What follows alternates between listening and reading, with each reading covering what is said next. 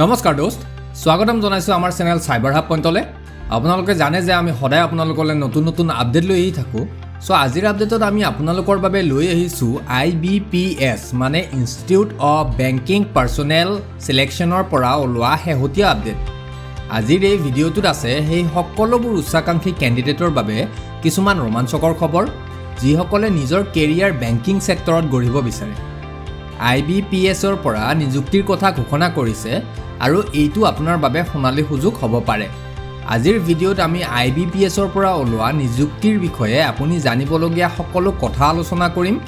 যোগ্যতাৰ মাপকাঠি আৰু নিৰ্বাচন প্ৰক্ৰিয়াৰ পৰা আৰম্ভ কৰি গুৰুত্বপূৰ্ণ তাৰিখলৈকে আমি আবেদন প্ৰক্ৰিয়া ষ্টেপ বাই ষ্টেপ জনাই দিম।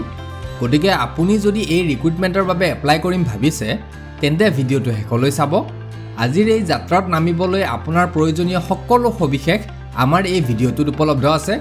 লগতে এনেকুৱা আপডেটবোৰ পাই থাকিবলৈ চেনেলটো ছাবস্ক্ৰাইব কৰি বেল আইকনটো টিপি যাব, যাতে কোনো ধৰণৰ আপডেট আপোনাৰ পৰা মিছ হৈ নাযায়। লগতে লাইক এণ্ড শ্বেয়াৰো কৰিব। তো আহক আৰু দেৰি নকৰি আজিৰ আপডেটৰ পিনে আগবাঢ়ো। তো আপোনালোকক জনাওঁ যে IBPS মানে ইনষ্টিটিউট অফ বেংকিং পাৰ্চনেল সিলেকশ্যনৰ পৰা ৰিক্ৰুটমেণ্ট ওলাইছে ৯,৯৯৫টা পোষ্টৰ বাবে। আৰু এই পোষ্টসমূহ গোটেই ভাৰতবৰ্ষৰ ভিতৰত থকা গাঁৱলীয়া বেংকসমূহৰ বাবে উলিয়াইছে। সো এই পোষ্টসমূহত এপ্লাই কৰিবলৈ সকলো ইণ্টাৰেষ্টেড কেণ্ডিডেটে অনলাইন যোগে আবেদন কৰিব লাগিব। লিংক মই ডেছক্ৰিপশ্যনত দি দিছোঁ, আপোনালোকে চাই ল'ব। সো কেনেকৈ ইয়াৰ এপ্লাই প্ৰচেছ হ'ব মই আগত কৈ দি আছোঁ, ভিডিঅ'টো চাই থাকক।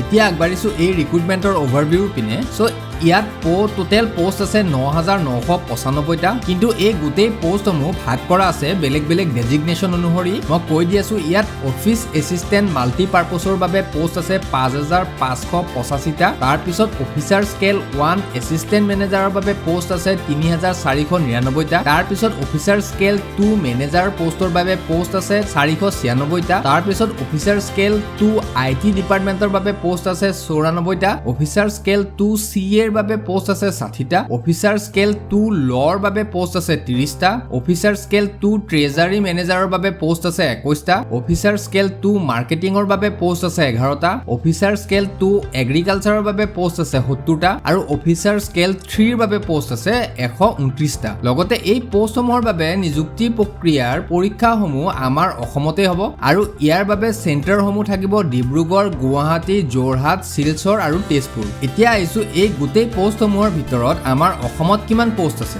সো এই গোটেই ৯,৯৯৫টা পোষ্টৰ ভিতৰত অসমৰ বাবে পোষ্ট আছে ৩৫০টা, কিন্তু ইয়াৰে গোটেই পোষ্টসমূহ ভাগ কৰা আছে বেলেগ বেলেগ ডিপাৰ্টমেণ্ট ৱাইজ। মই কৈ দি আছোঁ, ইয়াত অসমৰ অফিচ এছিষ্টেণ্টৰ বাবে পোষ্ট আছে ২২৪টা। অফিচাৰ স্কেল 1 এছিষ্টেণ্ট মেনেজাৰৰ বাবে পোষ্ট আছে ১০৭টা। অফিচাৰ স্কেল 2 জেনেৰেল বেংকিং অফিচাৰৰ বাবে পোষ্ট আছে 10টা। অফিচাৰ স্কেল 2 ITৰ বাবে পোষ্ট আছে 3টা। অফিচাৰ স্কেল 2C এৰ বাবে পোষ্ট আছে 4টা। অফিচাৰ স্কেল 2 ল'ৰ বাবে পোষ্ট আছে 1টা। আৰু অফিচাৰ স্কেল 2 ট্ৰেজাৰী মেনেজাৰৰ বাবে পোষ্ট আছে 1টা। এতিয়া আহিছোঁ ইয়াৰ এলিজিবিলিটি ক্ৰাইটেৰিয়াৰ পিনে। সো এই পোষ্টসমূহত এপ্লাই কৰিবলৈ কেণ্ডিডেটজন ভাৰতীয় নাগৰিক হ'ব লাগিব। লগতে যদি কোনোবা কেণ্ডিডেট যিসকল অৰিজিনেলি ভূটান, নেপাল বা আমাৰ নিয়াৰেষ্ট কাণ্ট্ৰি যেনে পাকিস্তান, বৰ্মা, শ্ৰীলংকা আদিৰ পৰা হয়, কিন্তু তেওঁলোক পাৰ্মানেণ্টলি ভাৰতৰে বাসিন্দা হয়, তেওঁলোকো এই পোষ্টসমূহৰ বাবে এলিজিবল হ'ব।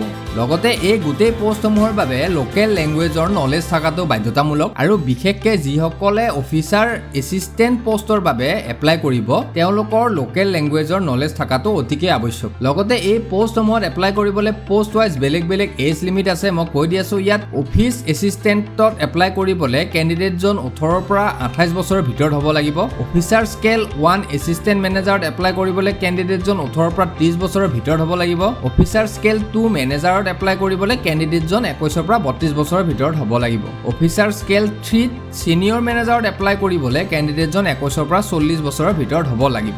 লগতে ইয়াত কেটেগৰী ৱাইজ এজ ৰিলেক্সেশ্যনো আছে। মই কৈ দি আছোঁ, ইয়াত OBC MOBC কেণ্ডিডেটৰ বাবে আছে 3 বছৰ, SC ST কেণ্ডিডেটৰ বাবে আছে 5 বছৰ, PWD কেণ্ডিডেটৰ বাবে আছে 10 বছৰকৈ। এতিয়া আহিছোঁ ইয়াৰ এডুকেশ্যনেল ডিটেইলছৰ পিনে। সো এই পোষ্টসমূহৰ অফিচ এছিষ্টেণ্ট মাল্টিপাৰ্পছৰ বাবে কেণ্ডিডেটজন ডিগ্ৰী পাছ কৰা হ'ব লাগিব যিকোনো ষ্ট্ৰীমৰ পৰা। লগতে কম্পিউটাৰ নলেজ থাকিব লাগিব আৰু লোকেল লেংগুৱেজৰো নলেজ থাকিব লাগিব। তাৰপিছত অফিচাৰ স্কেল 1 এছিষ্টেণ্ট মেনেজাৰ পোষ্টৰ বাবে কেণ্ডিডেটজন ডিগ্ৰী পাছ কৰা হ'ব লাগিব যিকোনো ষ্ট্ৰীমৰ পৰা।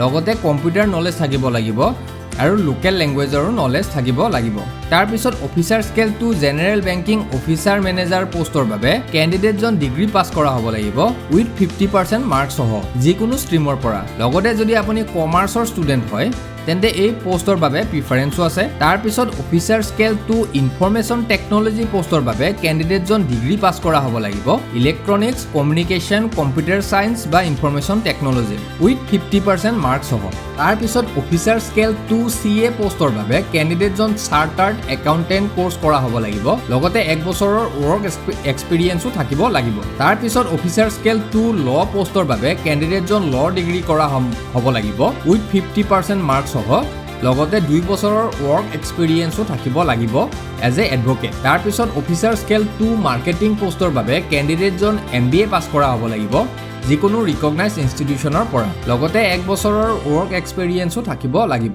তাৰ পিছত অফিচাৰ স্কেল 2 ট্ৰেজাৰী পোষ্টৰ বাবে ক্যান্ডিডেটজন CA বা MBA পাছ কৰা হ'ব লাগিব যিকোনো ৰিকগনাইজ ইনষ্টিটিউচনৰ পৰা লগতে 1 বছৰৰ ওয়াৰ্ক এক্সপেৰিয়েন্সও থাকিব লাগিব তাৰ পিছত অফিচাৰ স্কেল 2 এগ্ৰিকালচাৰ পোষ্টৰ বাবে ক্যান্ডিডেটজন ডিগ্ৰী পাছ কৰা হ'ব লাগিব এগ্ৰিকালচাৰ হৰ্টিকালচাৰ বা ভেটেৰিনেৰী সায়েন্সৰ ওপৰত যিকোনো ৰিকগনাইজ ইনষ্টিটিউচনৰ পৰা লগতে 2 বছৰৰ ওয়াৰ্ক এক্সপেৰিয়েন্সও থাকিব লাগিব তাৰ পিছত অফিচাৰ স্কেল 3 পোষ্টৰ বাবে ক্যান্ডিডেটজন ডিগ্ৰী পাছ কৰা হ'ব লাগিব উইথ 50% মাৰ্কস সহ যিকোনো ৰিকগনাইজ ইনষ্টিটিউচনৰ পৰা লগতে 5 বছৰৰ ওয়াৰ্ক এক্সপেৰিয়েন্স থাকিব লাগিব আৰু যদি ক্যান্ডিডেটজন বেংকিং বা এগ্ৰিকালচাৰ এনেকুৱা সাবজেক্টৰ পৰা ডিগ্ৰী পাছ কৰে তেন্তে এই পোষ্টসমূহৰ বাবে প্ৰিফাৰেন্সও আছে এতিয়া আইছো ইয়াৰ এপ্লিকেশন ফি ডিটেইলছৰ পিনে সো এই গুটেই পোষ্টসমূহৰ বাবে SC ST PWBD ক্যান্ডিডেটে 175 টকা পে কৰিব লাগিব আৰু বাকি থকা সকলো ক্যাটেগৰীৰ ক্যান্ডিডেটে 850 টকা পে কৰিব লাগিব আৰু এই পেমেন্ট সমূহ আপুনি অনলাইন যোগে পে কৰিব লাগিব অনলাইন পে কৰিবলৈ আপুনি debit card credit card net banking বা UPI ব্যৱহাৰ কৰিব পাৰে এতিয়া আইছো ইয়াৰ এপ্লাই প্ৰসেছৰ পিনে সো এই পোষ্টসমূহৰ বাবে এপ্লাই কৰিবলৈ আপুনি অনলাইন কৰিব লাগিব মই আগতে কৈছো লিংক মই ডেসক্ৰিপচনত দি দিছো তাৰ পৰা গৈ কৰিব পাৰে নহলে ইয়াৰ অফিচিয়েল ৱেবছাইটত গৈও আপুনি এপ্লাই কৰিব পাৰে সেই লিংকত গলে আপোনাৰ ইন্টাৰফেসত ফৰ্মখন খোল খাব ফৰ্মখন ভালকে চেক কৰি ফিল আপ কৰিব তাৰ পিছত পাৰ্সোনাল আৰু এডুকেশনাল ডিটেইলছ ফিল কৰিব তাৰ পিছত আপোনাৰ পাসপোৰ্ট সাইজ ফটো আৰু সিগনেচাৰ আপলোড কৰিব লগতে আৰু ডকুমেন্টছ বিচাৰিব পাৰে সেইখিনিও আপলোড কৰিব কিন্তু তাৰ আগতে আপোনাৰ ডকুমেন্টছ খিনি আপুনি ৰেডি কৰি ৰাখিব তাৰ পিছত আপোনাৰ সিলেক্টেড এপ্লিকেশন ফি পে কৰিব তাৰ পিছত গুটেখিনি কৰি ফৰ্মখন চেক কৰিব তাৰ পিছত সাবমিট কৰিব এখন প্ৰিন্ট আউটটো লব একেবাৰে নাপাহৰিব কাৰণ সেই প্ৰিন্ট আউটটো বহুতেই ইম্পৰ্টেন্ট হয় এতিয়া আগবাঢ়িছো ইয়াৰ ইম্পৰ্টেন্ট ডেটছ সমূহৰ পিনে সো ইয়াৰ এপ্লাই প্ৰসেস স্টাৰ্ট হৈছে অলৰেডি আৰু চলি থাকিব 27 জুনলৈকে লগতে ইয়াত এই ৰিক্ৰুটমেন্টৰ এক্সামৰ এক্সপেক্টেড ডেট সমূহ দিয়া আছে হয়তো সময়ত সলনি হ'বও পাৰে সো আপোনালোকে সময়ে সময়ে ইয়াৰ অফিচিয়েল ৱেবছাইট ভিজিট কৰি চেক কৰি থাকিব তো এখিনি আছিল আজিৰ আপডেটত ভিডিওটো চাই ইনফৰমেটিভ পালে লাইক এটা কৰি যাব লগতে শেয়াৰো কৰিব যাতে আন এজনেও এই ৰিক্ৰুটমেন্টৰ বিষয়ে ভালকে জানি লওক আজিলৈ এৰিছো পুনৰ নতুন আপডেট লৈ আপোনালোকৰ মাজলৈ আহিম জয় আই অসম ভাৰত মাতা কি জয়